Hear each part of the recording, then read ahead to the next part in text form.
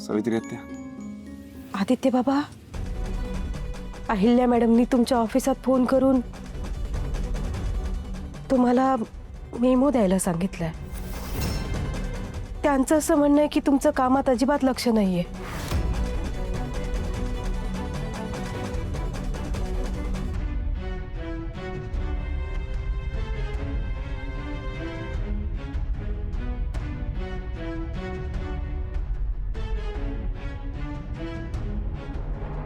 बस एवढंच ठीक आहे ना.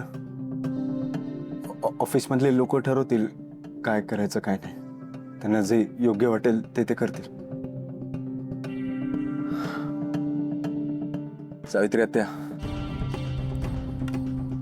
मला पारू टिफिन सर्व्हिसेसचं टिफिन पोचवणं खूप गरजेचं होतं. जे मी केलंय माझ्यासाठी एवढंच महत्वाचं आहे. माहित नाही आदित्य बाबा, तुमचा आणि पारूचा हा वनवास कधी संपणार आहे. मला आता तुमची काळजी वाटायला लागली.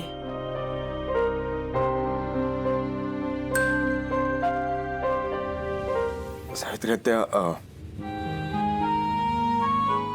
भूक नाही आहे. मी जरा जाऊन आराम करतो. आदित्य बाबा, आदित्य बाबा,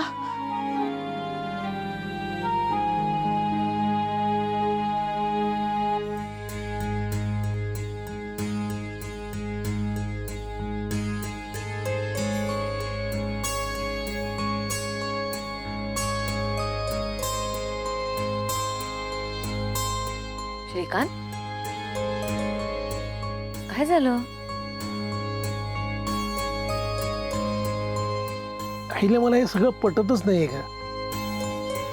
कोण तो माणूस आला होता तो, त्या आदित्यला आपण लहानाचा मोठा केलाय. तो कामाच्या बाबतीत किती चोख आहे हे आपल्याला चांगलं माहिती आहे ना. मग ते काम कुठलंही असू दे, ऑफिसचं नाही तर घरचं, तो कधीच काम चुकारपणा करणार नाही हे माहिती आहे आपल्याला ना. तो माणूस ना मला जरा जास्तच वाटला. तो आदित्यबद्दल अशी तक्रार कशी काय करू शकतो का?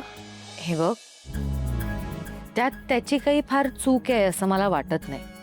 कारण फायनली त्याच्यावर सुद्धा त्याच्या ऑफिसची जबाबदारी आहे. प्रामाणिक दिसतोय तो. त्यामुळे त्याला कदाचित ऑफिसच्या वेळेत कोणी आपलं पर्सनल काम केलेलं आवडत नसेल. त्यात त्याची चूक नाहीये ना. आणि एक विसरू नकोस की आदित्य माझ्या तालमीत तयार झालाय. त्यामुळे तो यातून योग्य मार्ग काढेल नक्की.